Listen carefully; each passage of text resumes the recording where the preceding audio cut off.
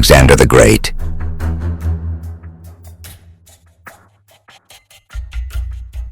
Julius Caesar.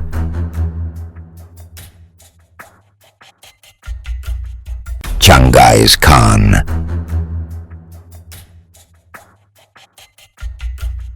Napoleon Bonaparte.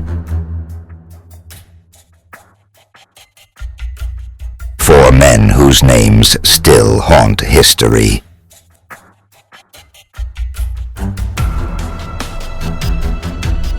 They conquered kingdoms, empires, entire worlds, but in the end, death came for them all.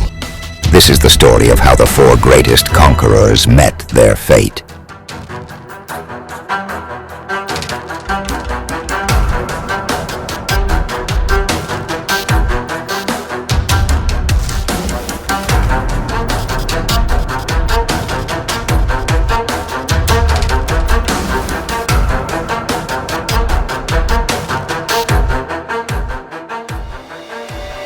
Imagine a man who wept, not for the millions he had conquered, but because there was still more to conquer. For Alexander, it was never about riches or glory. It was about domination.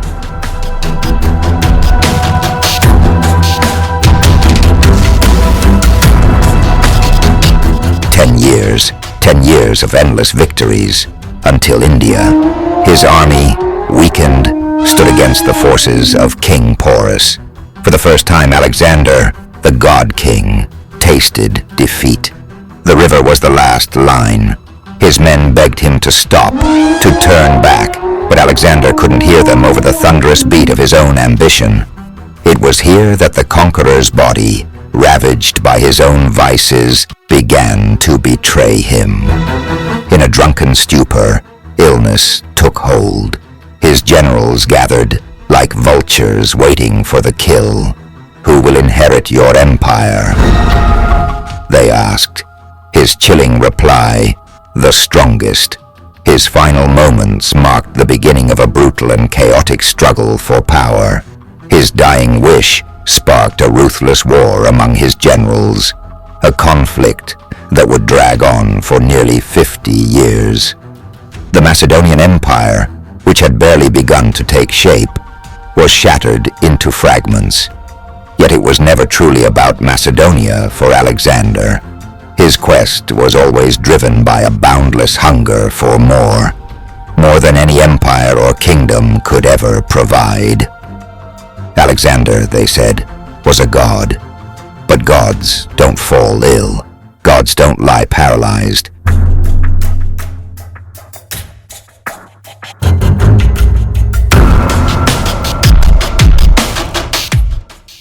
Listening to the whispers of betrayal as they slip him into death. His body didn't decompose for 6 days. Was it divine? Or was he buried alive? The next is Caesar, the Roman statesman, a fan of Alexander. If you haven't subscribed the channel, show us your love by subscribing to the History Hunt by simply clicking the subscribe button. Do press the bell icon to receive updates of our upcoming releases. Like or dislike the video, but do comment. Video resuming now. Like Alexander, he was also consumed by his need for more power, more authority. Power was his addiction. An addiction he never concealed.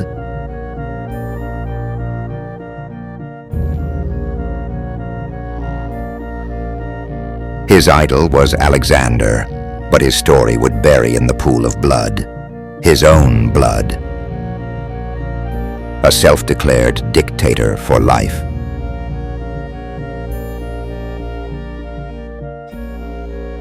The Senate feared what Caesar would do next. Would Rome become a monarchy under his rule? And on the Ides of March, they made their decision, a fatal decision for Caesar.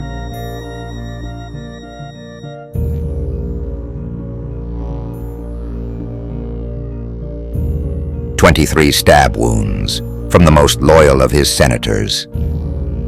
Senators who used to make him exercise his power upon Rome, but the face he regretted the most, the last face he saw, was of Brutus, his own adopted son. Julius Caesar died surrounded by those he trusted most, his lifeblood spilling on the Senate floor, just another conqueror betrayed by his own men. And this takes us to the court of Genghis Khan.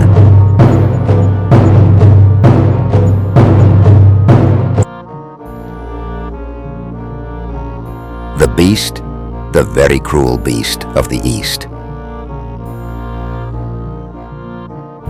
A man who conquered twice as much land as Alexander and left nothing but ash in his wake. But unlike Caesar or Alexander, Khan knew exactly what he was. A tyrant, a butcher. He didn't claim to be a god, never claimed to be Messiah. He had the tendency to reveal his cruelty.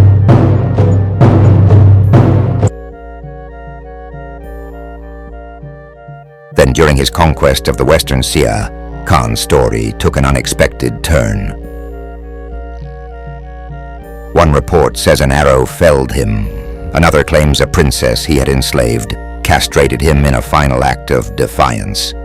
There is much there in the annals of history about his death. Some suggest the bubonic plague as the reason of his death, but some, like Marco Polo, the famous Italian traveler, quotes a shot on a horseback, which became the reason for his death.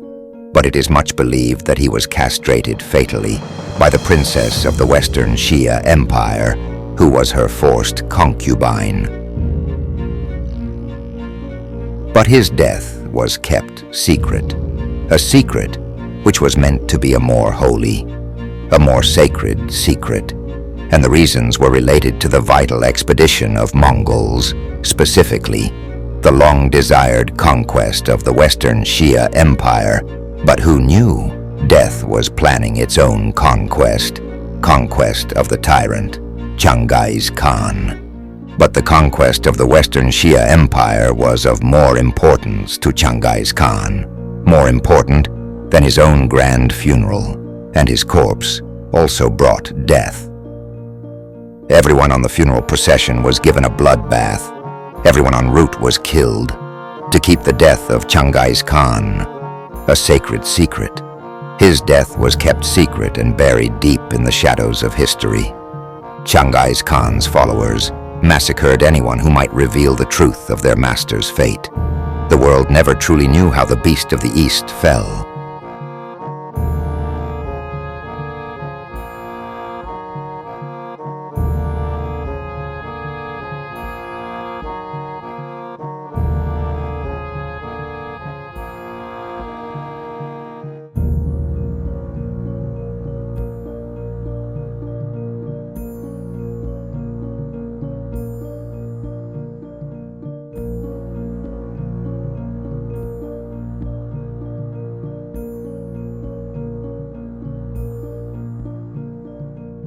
And let's fast forward and take a stop on Napoleon, the artist of war. To him, the battlefield was his canvas, and power was his paint. His genius was undeniable, his victories swift. But as his empire grew, so did the death toll. Napoleon's final defeat came at the Battle of Waterloo.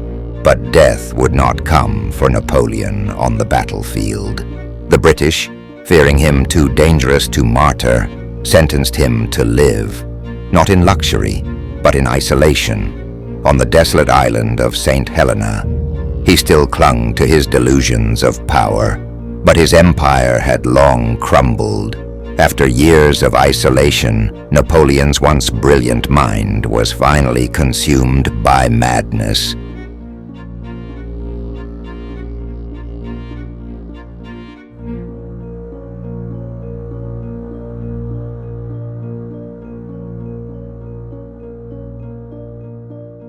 Alexander, Caesar, Genghis Khan, Napoleon. 4 conquerors, each brought down not by armies, but by the weight of their own ambitions. The world was never enough for them, and in the end, they all died, still wanting more. The greatest conquerors the world has ever known, conquered by death itself.